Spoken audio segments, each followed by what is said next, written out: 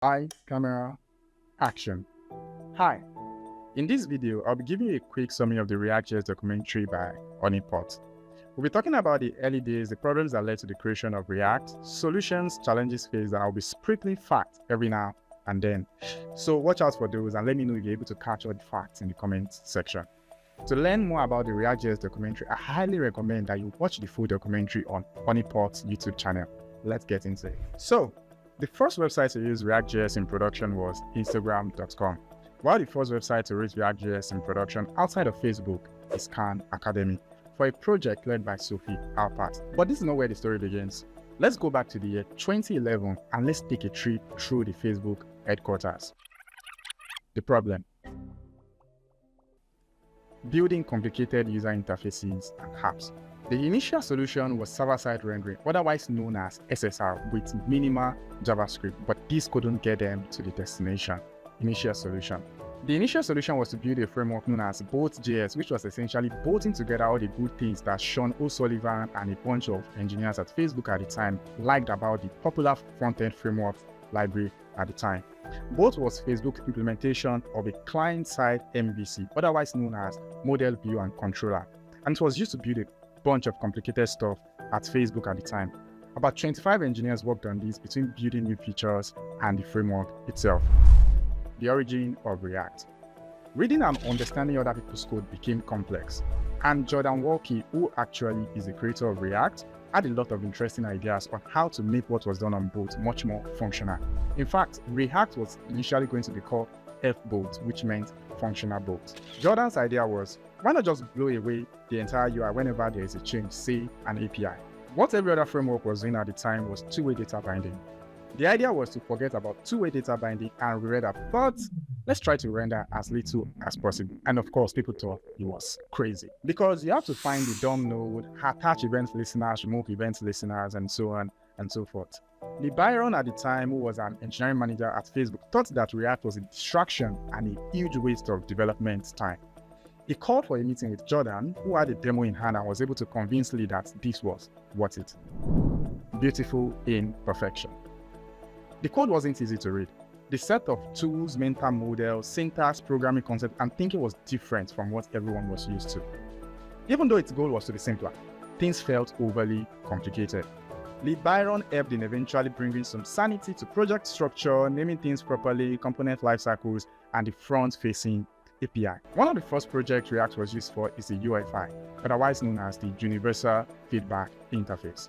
This essentially is a like, comment, and share button that you see below every post on Facebook. Success on the UFI brought up the idea of using React for Facebook Messenger, which presented bigger problems, which helped the team think deeper about things like state management. Concepts like JSX also became a thing at this point, and of course, Jin Cheng enters the chart there. Flux. Instagram. When Facebook bought Instagram in 2012, the team working on Facebook Camera had to join the team at Instagram to help them figure things out on the web. And they were given a mandate: stay as close to the client as much as possible. So they had to reach out to the infrastructure team at Facebook, and the team threw three things at them, and of course, React was included. Due to Pete Hunt's background in distributed systems and the fact that React wasn't trying to follow any best practice per se. Now, I have an opinion here. Now, React is trying to have best practices, and that's not necessarily a good or a bad thing. There's another video where we'll be talking about the good, the bad, and the ugly of Next.js, which is one of the recommended approaches of working with React. It appealed to him and decided to build a prototype of Instagram.com in React, making Instagram the second product to use React in production, but the first product built from the ground up using ReactJS in production. Interesting, right? But they hit a bunch of snag on the way. There were optimization issues. React had not been tested with things like form, but Bolt, the closest alternative, had a bunch of issues as well that React seemed to handle well and could be catered for in the future, so the team took a bet on React. At the time, Facebook was looking to rebuild its ads manager platform, which was the primary source of revenue at the time because stocks were down, and the team chose to use React to rebuild this. This took about 4 months and gave them the opportunity to fix the bugs and the snags that they were hitting with React. Open source. Not a lot of people liked Facebook, or probably Mark Zuckerberg, because they seem to be hiring all these brilliant engineers and seem not to be giving anything back to the community. So part of Tom Okino's goal was to make React open source if it eventually becomes the thing. There wasn't an open source team per se, just a bunch of people interested in making things happen. They had to work on documentation, shaping people's perspective on how to think in React, and so on and so forth. While in reality, Facebook had made a bunch of things open source at the time. Many a times they would just rot because there's no one or a team to maintain it. To make React open source, Tom and Jordan chose JavaScript Conference US 2013 to show the world, and everyone rightfully hated it, especially JSX. This was because where the rest of the world was and where Facebook was at the time were miles apart. I mean, they had been building this thing internally and they had already gotten used to the syntax and the mental models. Separation of concerns was a big deal at the time. You don't just put your HTML, CSS, and JavaScript together and call it what? JSX. You have to be kidding. Why technically React implemented separation of concerns, the mental model was different because you were separating concerns in terms of components. However, someone outside of Facebook was ready to give it a shot. Sophie Alpert enters the chat. Sophie was working on an interactive math editor at Khan Academy at the time that was very component driven. State management was getting difficult and she decided to give React a shot, thereby making her the first non-Facebook or Instagram user to use React in production. Sophie also thought that React was being actually judged externally and gave a great outside perspective to help improve the library. She also helped to keep the team spirit high. The team also realized that when you have a project like this that is different from what everyone is used to, you have to convince people one by one. Why the ideas of React are solid, the ideas are not what people encounter when they read the docs or encounter an error message. What they need more than anything when they adopt anything is an incremental way of doing that. So they got to work and focused on spreading the knowledge of React one concept at a time and one person at a time. Late in 2013, Pete Hunt gave a talk at JSConf EU, which was focused on this is what makes React different.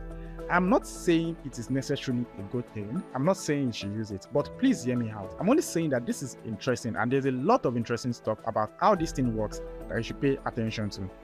This resonated with people and got many adopters fired up, and they started evangelizing React in their own companies.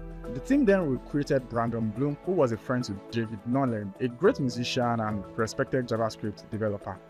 Brandon had mentioned to Nolan to take a look at React, and he also sat with Pete to ask a couple of questions, and he had this eureka moment that finally Facebook had made this functional UI framework.